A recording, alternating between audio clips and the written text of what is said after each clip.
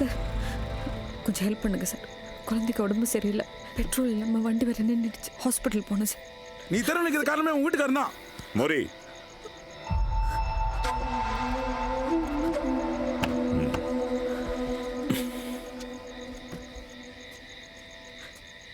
நீங்க வாங்க. நைனா வாச போட பிளான் பண்ணா உன்னை உள்ளத்துக்கு வச்சான். அவன் பண்ணதுல அவன் குடும்பம் வீட்டை விடு.